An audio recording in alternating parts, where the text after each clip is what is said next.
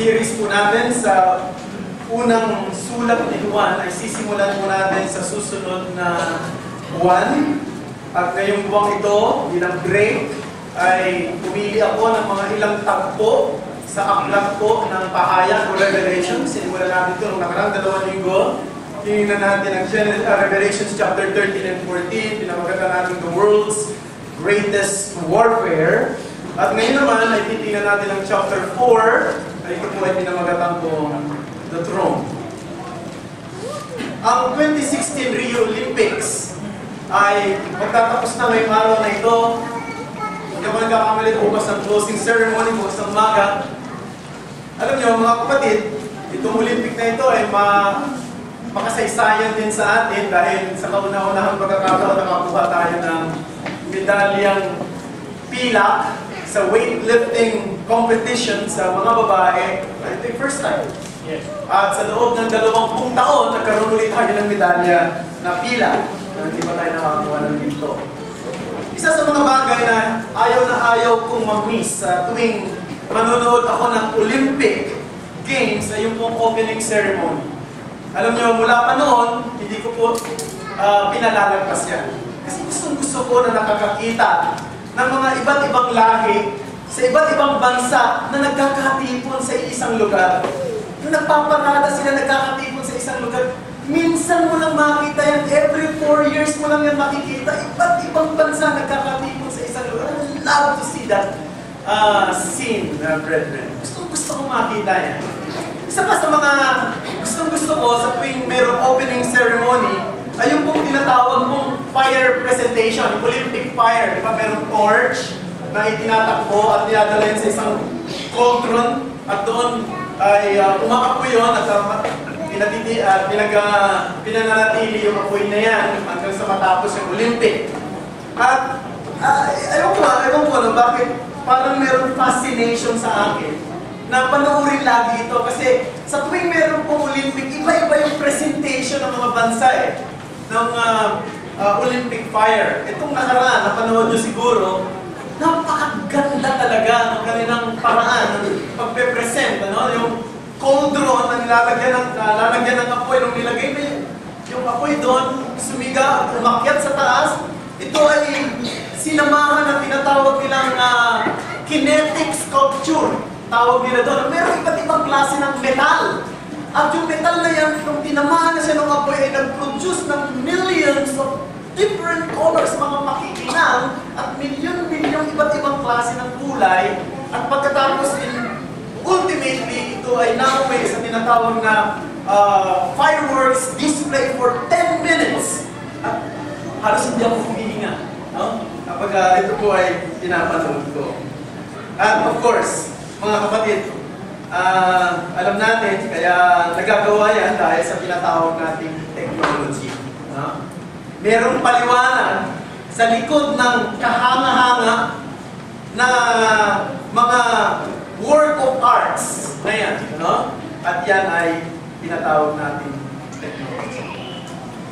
Ngunit ngayong umaga ay ating titingnan ang isang katangi-tangi, kahanga-hanga, at maluwalhating gawa ng sining, a glorious work of arts sa pangitain ni Juan, no? Hindi ito produkto ng tinatawag nating teknolohiya ng tao. Ito'y produkto mismo ng gawa ng Diyos, ng kalwalhatian ng Diyos. It is a divine activity as we consider chapter 4 of the book of Revelations this morning.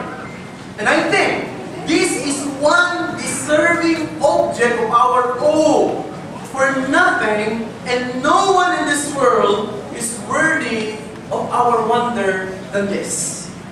Now, ito pong ating mga talata na binasa, chapter 4 ng Apokalipsis, ay binuksan sa salitang after these things. Verse 1, pagkatapos ng mga bagay na ito.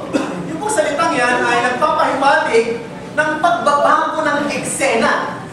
No? Sa pangitain ni Juan. Ang unang pangitain ang binigay ng Panginoon kay Juan ay ang eksena sa lupa. At ano ba ang nangyayari sa lupa? Ano ba ang nangyayari sa mundo? Particular, ano ang nangyayari sa iglesia ng Panginoon sa mundo?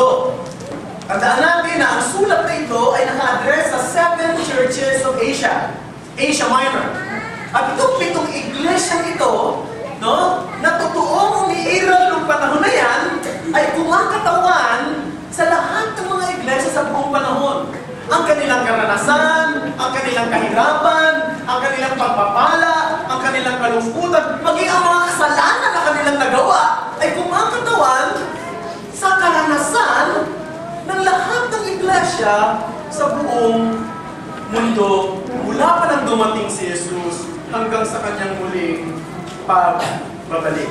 Ang mga local fellowship na ito na naghahalo ang mga pagpapala, pakikibaka, kahirapan at tagumpay at minsay kasalanan din ay kumakatawan sa kung ano talaga ang nangyayari sa iglesia.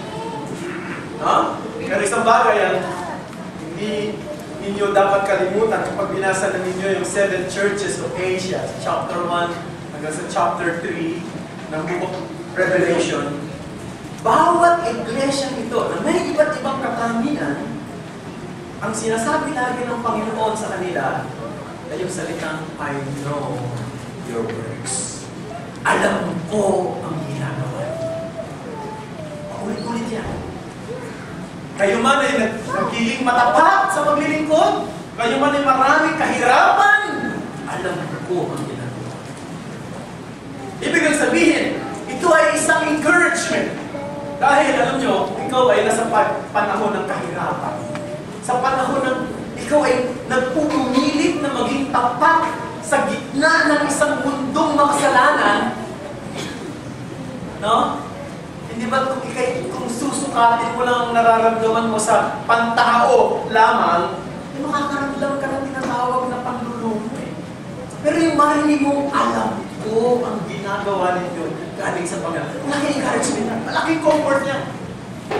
Bukod doon, yung salitang I know your works ay nangangahulugan din ng pagkumbinsi sa kanila. Magsisi kayo sa inyong kasalanan. Kayo na mga nanlalamig na mga taga-Efeso. Kayo na nakikipagkompromiso sa magmagawa ng kasamaan. Magsisi kayo sapagkat darating ako makatulad kayo kung hindi kayo magsisisi. Alam mo ang ginagawa ninyo. So dito, makikita natin na napakahalaga yan. Ngayon, pagkatapos ipakita ng Panginoon ang eksena sa lupa, nagbago ang eksena pagdating sa chapter 4. Dito, sa pagkakataong ito, ay dinala si Juan ng Espiritu sa isang pangitain sa langit. So from the ground to heaven, from earth to heaven. So nagbago po ang eksena rito. Ito isang pangitain. Gusto mo sabihin, ito ay isang vision. Si Juan ay nandoon pa rin sa isla ng Patmos noong oras na yon. No? Siya ay nakarating doon dahil sa pag-uusig na ibinigay sa kanya, no, ng Imperyo ng Roma. Doon ay pinakita ang iba't ibang pangitain. At mula doon dinala siya doon sa langit. At doon sa langit, na nakita niyang bukas, nakita niya ay ang trono. He saw a throne. No? And let me say that John's vision of heaven is so important and encouraging on the part of the churches then that became an object of hatred and persecution under the Roman authorities. Ano napakahalaga nun? Bakit kinakailangang makita ni Juan kung ano ang nangyayari sa langit?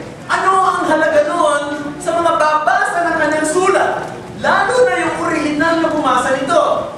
Upang magsilbing encouragement sa kanila ito. Na yung mga nangyayari sa kanila, mga pakikibaka nila, yung katapatan nila sa gitna ng isang mundong makasalanan, yung paglilingkod nila at pagsamba nila na ginagawa sa Diyos kahit na mahirap ang kalalagayan, andoon ang trono ng Diyos sa itaas. Doon sa trono nangyayari ang lahat ng bagay. Merong isang trono na kung saan ang Diyos na kanilang pinaglilingkuran at sinasamba, no? Merong nakaupo roon, at yung nakaupo roon ay nagbibigay ng direksyon sa lahat ng mga bagay na nangyayari sa lupa.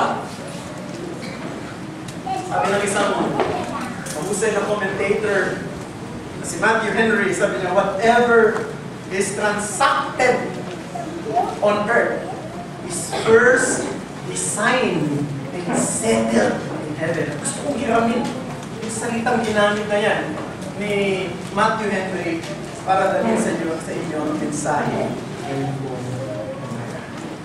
Whatever is transacted on earth is first designed and settled in heaven. Ano bang nangyayari dito sa mundo?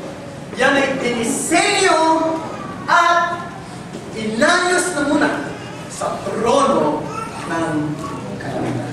Nais ko pong dalhin sa inyo ang 4 na katotohanan ngayon pong umaga. Una-muna, the infinite sovereignty of God.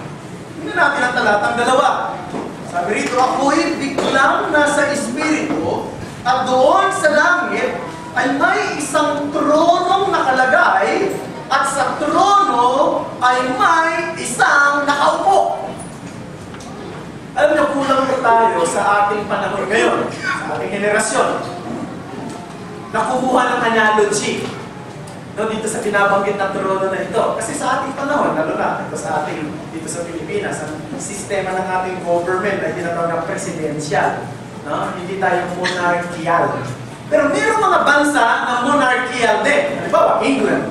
No? Meron silang hari, meron silang reyna. Meron reyna sa Queen Elizabeth.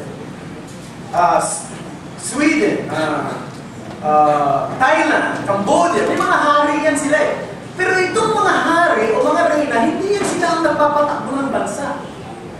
No? Parang palamuti lang yan sila dyan.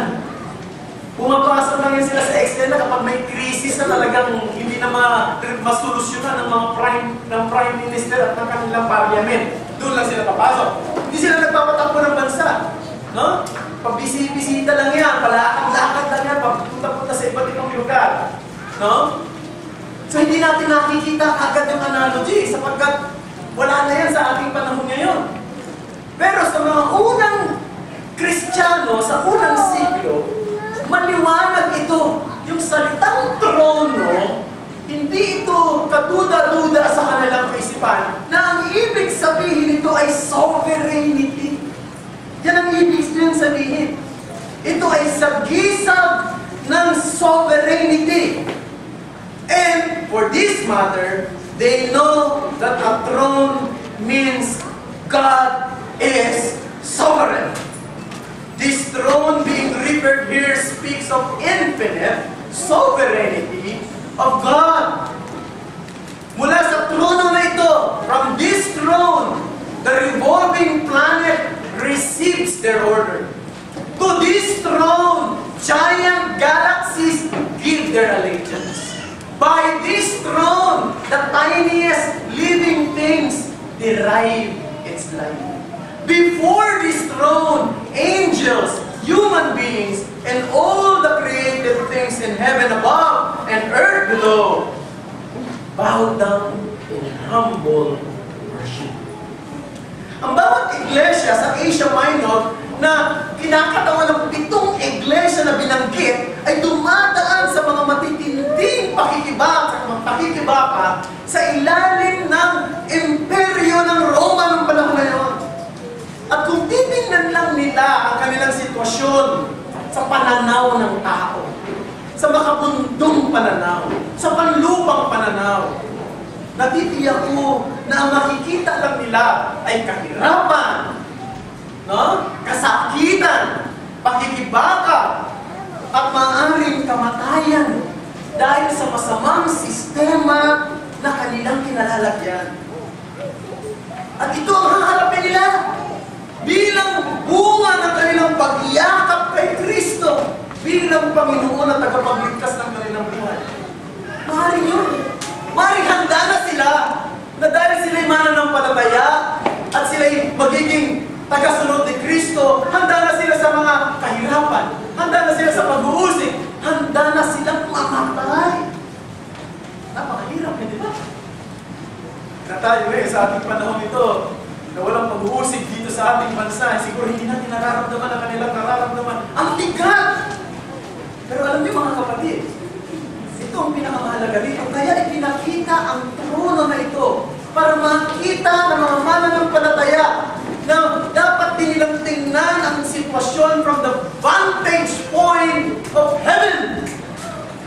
titingnan nila ang kanilang sitwasyon sa pananaw ng Diyos na nakaupo sa kanyang trono. Tandaan natin, earth is not the ultimate sphere of reality. Heaven is. At kung ano ang siyang itinakda sa langit, kung ano ang siyang itinakda sa trono ng Diyos, yun ang mangyayari sa lahat ng mga bagay na natin sa God is reigning in heaven. At ang bawat mga mananampalataya sa unang siglo maging sa ating panahon dapat itong maunawaan. Ang Diyos na ito ay hindi lamang nagtataglay ng lahat ng kaalaman sa mga bagay na nangyayari sa ating mundo, kundi ang Diyos na ito ang nagtatakda ng lahat ng bagay na mangyayari ayon sa kanyang mabuting kalooban. Hindi ba yan na isang kahanga-hanga? Hindi ba yan na isang wonderful o kamangha-mangha? Hindi ko alam kung ano mga struggle ng bawat isa sa inyo ngayong umaga. Ako'y meron ding struggle. Lahat tayo marahil ay may iba't ibang pakikibaka na hinaharap. At natitiyak ko sa sarili ko, kung titingnan ko ang aking mga struggle dito sa mundo, sa makataong pananaw lamang, sa makalupang pananaw lamang, manlulungo ako at madidiscourage ako. Pero kung titingnan natin ang mga bagay sa vantage view ng Diyos na ito na nakaupo sa kanyang trono, na tumawag sa atin, nagligtas sa atin, at inampun tayo sa kanyang pamilya, everything will be different. Paano ko ba i-illustrate ito? Siguro ko naman sa inyo man, nakasakay na nakakapunta na sa airport, no? Hindi man kayo nakasakay ng aeroplano ay nakakapaghatid kayo ng mga sumasakay sa aeroplano. Kung napag-tiyempo kayo na uupo sa habang nasa mga waiting area, maupo kayo sa isang lugar na kung saan mayroong salamin na nakikita niyo yung mga lugar ng aeroplano, no? At titingnan niyo yung nangyayari doon. Ano nyo ba makikita nyo? Saan? Makikita kayo na. Mga aeroplano nakapila. Nakapila yan. Naghihintay ng kanilang oras ng signal para sila tumiko. Makakita kayo ng mga aeroplanong tumitiko. Makakita kayo ng mga aeroplanong lumalandi. Makakita kayo ng mga aeroplanong pumupunta, nagtataksi patungo. Hindi ba nagtataksi? Sumasakay ng taxi, ha? Hindi yung pumupunta doon sa kanya-kanyang mga gates. Makakakita kayo ng mga bus na sumusundo ng mga pasahero sa gate, patungo sa aeroplano, o sa aeroplano, patungo sa mga gates. Makakakita kayo ng mga trucks, dala-dala mga bagahe ng mga pasahero patungo doon sa conveyor. Makakakita kayo ng mga bagahe, mga truck na nagdadala ng mga bagahe ng pagkain. Makakita kayo ng mga staff o mga crew na inaasikaso yung mga aeroplano na kararating lamang o check o may gasolina at maraming pang iba.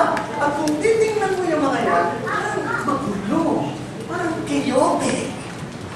Pero kung ikaw ay aakyat doon sa control tower, sa itaas, doon makikita mo at maririnig mo, merong commanding personalities at personnels doon na siyang nagbibigay ng direksyon at komunikasyon at magkakaroon ng sense ang lahat ng bagay na nangyayari doon sa iba.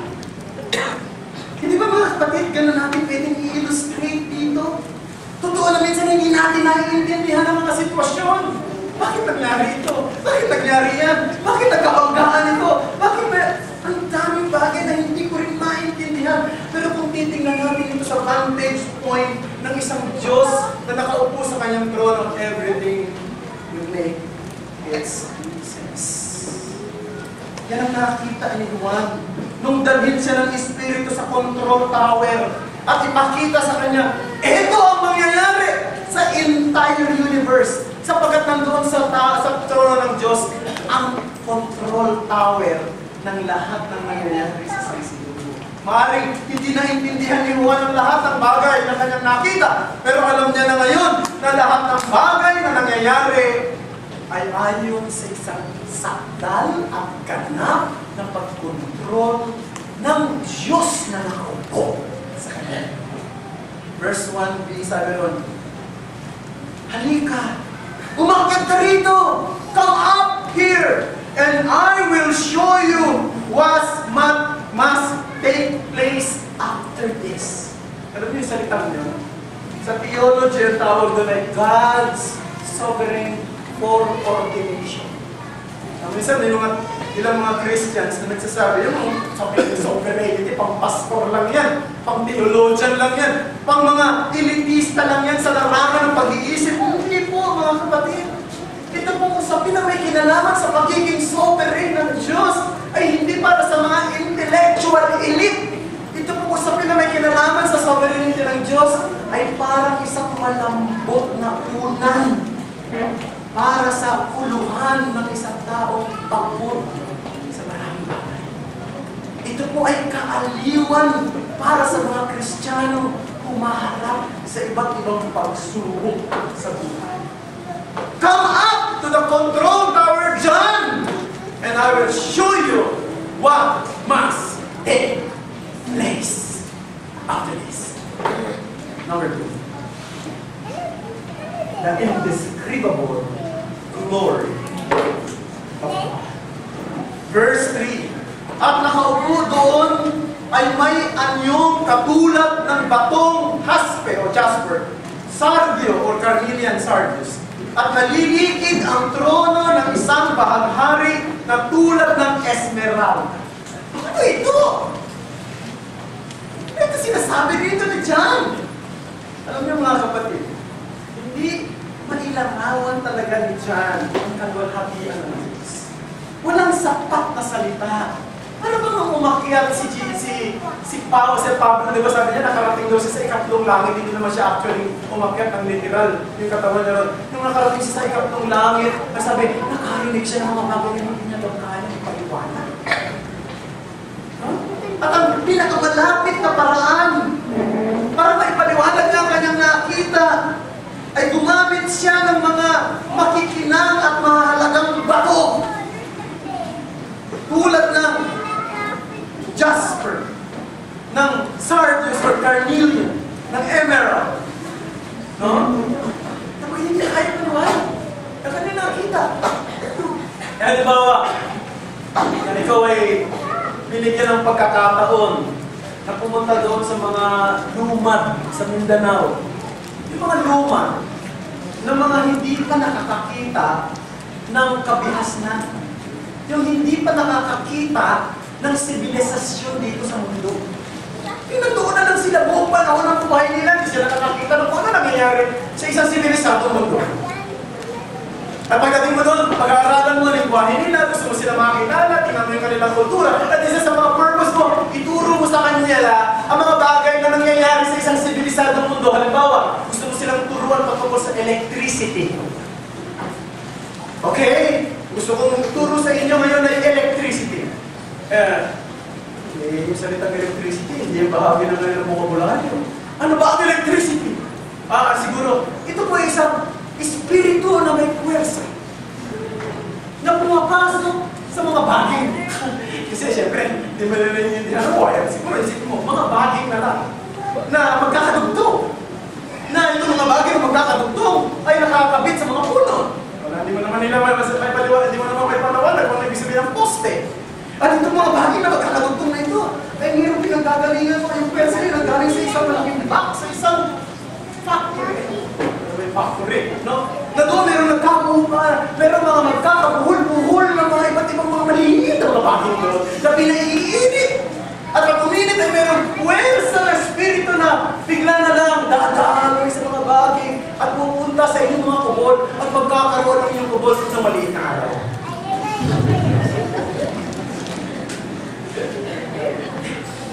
Alam niyo, yung mga taong yun na pinapaliwanagan mo, hindi naman ibig bobo sila o stupido sila dahil hindi nila naiintindihan sila. Sabi mo, kulang lang sila sa karanasan para maintindihan yung mga bagay na naririnig sa'yo. Ganun din si Juan. Sa pagkakataon ito, hindi na tayo ipaliwanag na kanyang nakita. Kaya gumamit siya ng mga similes. Like jasper, like carnelian or sardis. Gumamit siya ng mga similes na ito para ilarawan ang isang maluwalhating trono ng Diyos. Ang punto rito, mga kapatid, paano ba niya maipaliliwanag? No? Ang kadakilaan ng liwanag ng Diyos na may taglay na liwanag na higit sa sikat ng sana.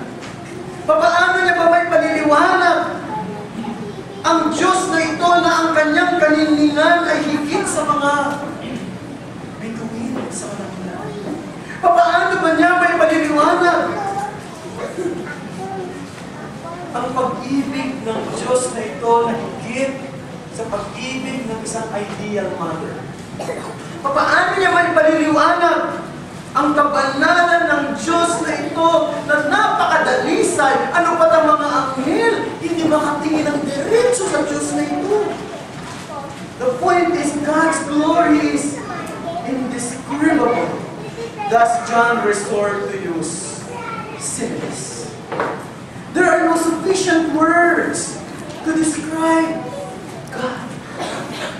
Walang sapat na salita para may paliwanag ang kahilagan ng kanyang katangian, ang nakasisilaw na kanyang kadalisayan, ang malinaw na kanyang kabanalan. Walang sapat. Alam niyo, kung nagbasa kayo ng mga commentaries, kung nagbasa kayo ng mga commentaries, lalagyan nila ng iba't ibang klase ng representation, yung jasper, yung sardis, ayoko naman duel dyan.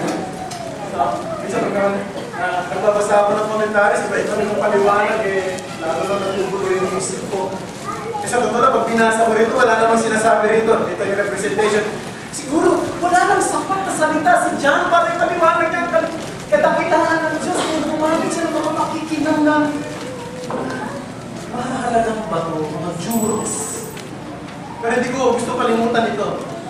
Binanggit dito, sabi rito, there was a rainbow, mayroong bahaghari na nakapaikot, no, sa trono, na ang bahaghari ito ay tulad sa isang esperanto. Ano ang naaalala niyo kapag narinig niyo yung bahaghari sa Bible? Ha? Ano? Noah. Si Noah at ang kanyang pamilya unang-una nakakita ng rainbow. Ano ang ibig sabihin ng rainbow? Ito ay tanda na ang Diyos ay nangako na hindi niya na muling lulubugin ng mundo sa pamamagitan ng tubig. Magkakaroon ng baha sa iba't ibang lugar, pero hindi ang buong mundo sapagkat pinangako ng Diyos siya na hindi niya na muling gagawin yan. At ang pangakong niyan ay pinagtitibay sa pamamagitan ng rainbow. So pinapakita na ang Diyos ay totoo sa kanyang pangako, pinaninindigan ng Diyos yan mula noong panahon ni Noah hanggang sa panahon natin ngayon. God is reliable. Pero, pasinin ninyo, may binanggit dito, kasi di ba yung rainbow ay mayroong iba't ibang klase ng kulay? Ilan ang kulay ng rainbow? 7. Tama. Pero sabi rito, ang rainbow ito ay tulad sa isang esperanto. Alam niyo ba yung emerald ay kulay? Green. Bakit naging green? Hindi ko alam. Hindi ko alam kung bakit ganon. Pero, isang bagay gusto ko sabihin. Di ba? Yung kulay green. Hindi ko alam sa inyo, pero alam nyo, yung kulay green ay mayroong kakaibang dating sa ating mga mata. Di ba? Kayo, pag kayo, siguro naglalakbay kayo sa mga lugar na magkabila ay puro mga rice field na kulay green. Napakaganda rin. Napakalamig sa ganda at nakakapagpagaan ng kalooban. Di ba? Alam nyo, sa ibang bansa, tulad sa Europe, sa England, no, ang isa sa pinakagustong-gusto nilang panahon ay summer. Sapagkat pag summer, eh siyempre, hindi lang maganda yung makikita mo yung talang, puro green ang paligid. Ang ganda tingnan sa magkabila, ang sarap, nagbibigay ng kagaangan, nagbibigay ng kapayapaan. Pagsamahin natin ang dalawang idea na ito, ang rainbow ay nagpapakita ng katapatan ng Pero ito ay kulay green na nagpapakita na sa Diyos na ito naging tapat sa kanyang pangako. Pwede tayo makatanggap ng kapahingan. Pwede tayo makatanggap ng kapayapaan. Pwede tayo makatanggap ng kapahingan. Ikatlo, the inherent majesty of God. Ang Diyos ay isang hari. At dahil sa isang hari, meron siyang marilag na katangian sa kanyang presensya. At dito makikita natin, bilang isang hari, di ba, ang mga royal people, kapag yan sila ay lumalabas, na meron silang tinatawag na, siguro sabihin natin, yung meron silang official public appearance, hindi po yan nag-iisa. Meron mga entourage yan. Di ba? May mga entourage yan, meron yung mga attendants. Napakadami. At dito makikita natin doon sa trono yan, meron mga entourage. Para ipakita yung karilagan ng Diyos. Ano yung mga entourage ng mga royal persons ay para ipakita kung yung kanyang tinatawag na distinctiveness. Para i-point na siya hindi isang simpleng tao lang. Siya ay isang tao na may taglay, na mataas na posisyon at maringal na posisyon. Gayon din naman ang Diyos sa kanyang trono. Meron siya mga entourage. Sabi rito, merong trono sa talatang 4 na nasa gitna at pinalilibutan ng 24 pa na trono. At dun sa 24 na trono ay may nakaupo na 24 na matatanda. Elders, ha? Politiko elders, hindi order.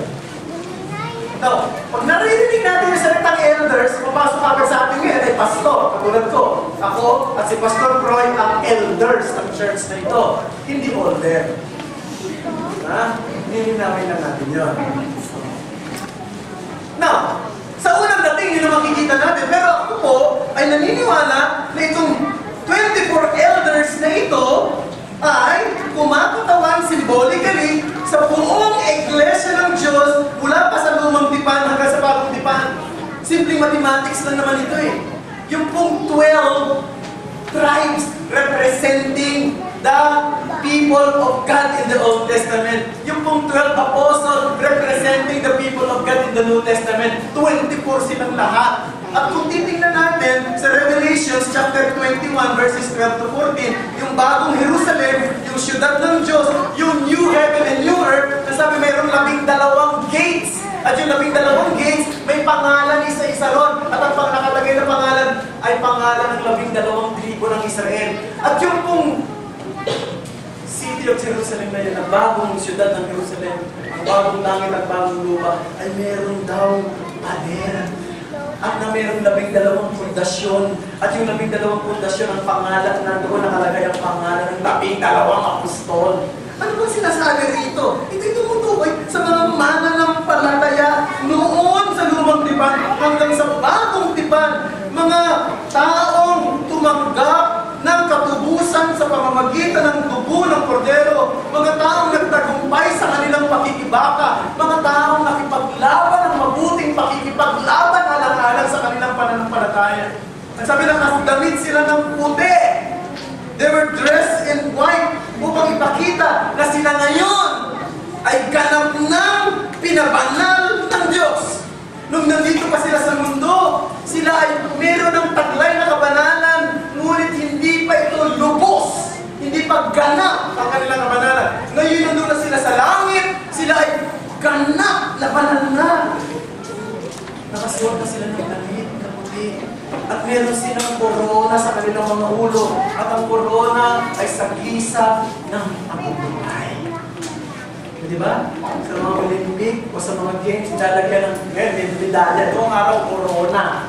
Corona, sagisag ng kanilang. Pero meron pa ba? Meron pang kasama rito sa entourage na ito. Nakasunod ba kayo? Ha? Meron pang sabi, 4 na mga buhay na nilalang. 4 living creatures. Verses 6 to 7. Ito na ba kakaiba ang itsura nila? No? Sino ba sila? Wala akong panahon para talakayin sa inyo ang napakadaming suggestion ng mga scholars. Pero ako'y kumikiling sa paniniwala na ito po ay mga kerubin na kumakatawan sa hindi natatapos na pagkilos at pagtatrabaho ng Diyos sa buong sangnilikha. Kung may pagkakataon kayo, basahin niyo Ezekiel chapter 1 verse 5 hanggang sa mga susunod na mga talata. Doon unang binanggit yung 4 living creatures sa tinutukoy ay ang mga kerubin na siyang kumakatawan sa hindi natatapos na pagkilos ng Diyos. They are representing God's ceaseless activity in the whole creation. Sabi dito, ang kanilang itsura daw ay 4. Merong animoy milyon, baka, tao, at agila. Kasi Dr. Hendrickson, napakaganda ng kanyang sinabi, sila daw ay animoy milyon para ipakita ang kalakasan nila. Sila ay animoy baka upang ipakita na sila may kakayanang maglingkod. Tulad ng mga baka, di ba? Sila yung mga ginagamit for service. Sila ay tulad ng isang tao para ipakita na meron silang katalinuhan. Sila ay tulad ng agila para ipakita ang bilis na kaya ng kanilang pagkilos o parang i-execute ang plano ng Panginoon. Pero hindi lang yun, sabi, napakadami nilang mata. They are full of eyes. Alam niyo sa lumang tipan, yung sinasabing napakaraming mata, ito po'y tumutukoy sa Diyos na nakaalam ng lahat ng bagay. Alam niya ang lahat. Walang may tatago sa Diyos. Yung may tatago mo sa kapwa-tao mo, yung may tatago mo sa pamilya mo, yung may tatago mo sa mga kapatiran sa church, hindi mo may tatago sa Diyos. Napakadami niyang mata. Yan ang nakita ni Juan. This is what John saw in his visions. The inherent majesty of God. At ang sapat lamang na tugon sa Diyos na ito, nang makita niya ay magsugod ng kanyang buhay sa Diyos. Kaya di ba, ang mga iba rito, sabi rito yung kanilang trono at yung kanilang mga crowns, ibinaba nila lahat. Dapat ng ilang dignidad, ibinaba nila. Wala silang ipinagmalaki sa harapan ng Diyos na ito. Sapagkat kung makita natin ang kadakilaan ng kanyang karidatan, ang dapat lamang na maging tugon natin ay tayo sumamba, tayo ay magsuko ng buhay natin sa Kanya, at ating alisin at hubarin ang lahat ng mga ipinagmamalaki natin at ating dalhin sa Kanyang harapan. At yun po ang ikatlong at ikaapat na headings na ating pag-aaralan ngayon. The inspired song for God. Hindi lamang nakita ni Juan dito ang mga dakilang bagay, kundi narinig niya ang mga dakilang bagay. Narinig niya ang pag-awit. Dalawang klase ng awit dito. Ang una ay ang awit ng 4 living creatures. No? Sila yung mga anghel tulad sa panahon ni Isaiah ng maawit. Pareho lang ang kanilang inaawit sa Isaiah chapter 6. Masabi nila, inaawit nila ay ang kabanalan ng Diyos. Verse 8. Verse 8. At sila'y walang humpay na nagsasabi araw at gabi, banal, banal, banal ang Panginoong Diyos na makapangyarihan sa lahat. At noon at ngayon at at yung pag-awit nila ng kabanalan ng Diyos ay animoy parang nag-uudyok ng pagkainggit. No? Parang iniinggit sila ng isang banal na pagkainggit para naman po sa 24 elders na nandoon din. Para doon sa 24 na mga matatanda. At sila'y tumugon. At ang kanilang tugon ay ano? Andito sa verse 11, karapat-dapat ka, O Panginoong Diyos, namin na tumanggap ng kalwalatian, karangalan, kapangyarihan, sapagkat nilikha mo ang lahat ng mga bagay at dahil sa iyong kalooban ay nabuhay sila at nalikha. Ano sinabi na? Karapat-dapat ka, O Diyos, you are worthy. Ano yung salitang ginamit na you are worthy? Ito po ay pagpapahayag ng isang tao na sinasabi niya sa kanyang sarili, hindi ako karapat-dapat. I am not worthy. Yan ang totoong diwa ng Kristyanismo na dapat nating panghawakan. Ang totoong diwa ng Kristyanismo ay pagkilala na tayo ay hindi karapat-dapat sa Diyos. Hindi tayo karapat-dapat tumanggap ng kahit na isang maliit na pagpapala sa Diyos dahil tayo makasalanan. At kung mayroong isang bagay na nararapat sa atin ang galit ng Diyos, ang parusa ng Diyos, ang hatol ng Diyos. Ngunit ang Diyos sa kanyang soberanong biyaya, pinili niyang magbukod mula sa sangkatauhan para sa kanyang sarili. Pumili siya ng mga taong tatawagin niya para sa kanyang sarili. Bibigyan niya ng buhay espiritual upang ang mga ito ay hindi lamang tumugon ng pananampalataya kay Kristo na namatay para sa mga makasalanang tulad nila, kundi ang mga ito ay kumilala rin sa kanyang sarili.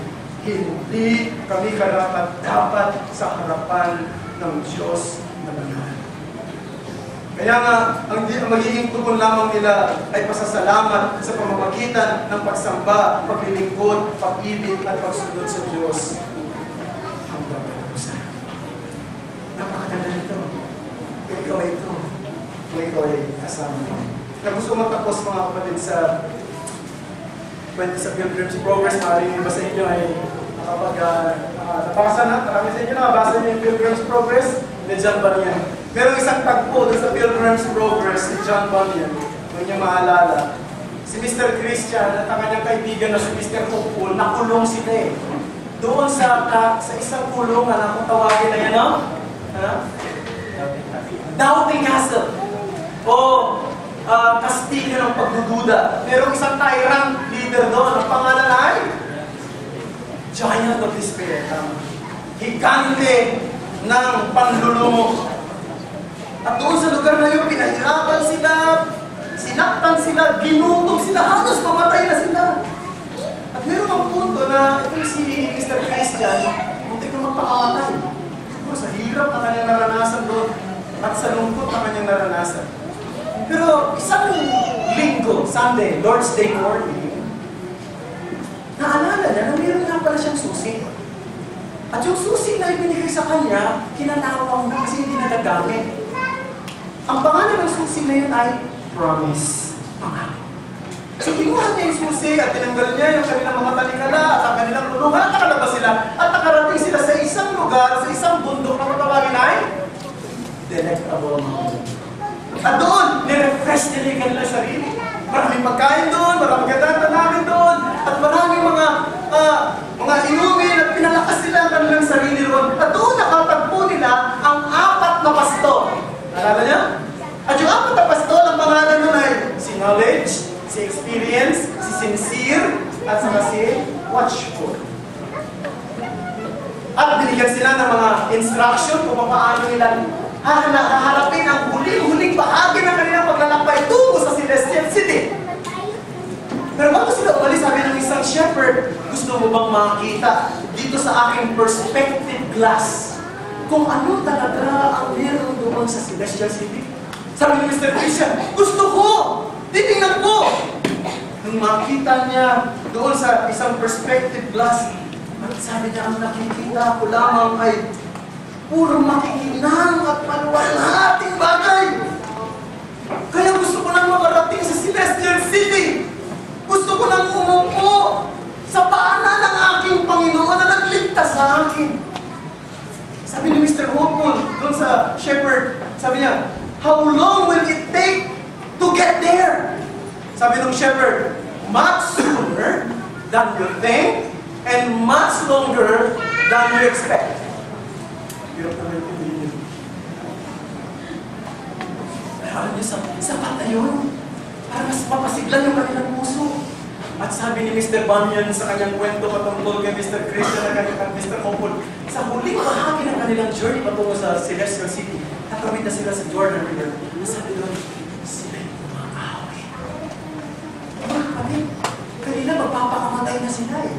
Ngayon umaawit na sila. Bakit? Sapagkat nakita nila ang pangitain ng kalwalatian ng langit. Mga kapatid, tinulungan tayo ni Juan ngayon na masigit kahit papaano kung anong meron sa langit. Para palakasin ang ating puso. Para pasiglahin ang ating kalooban.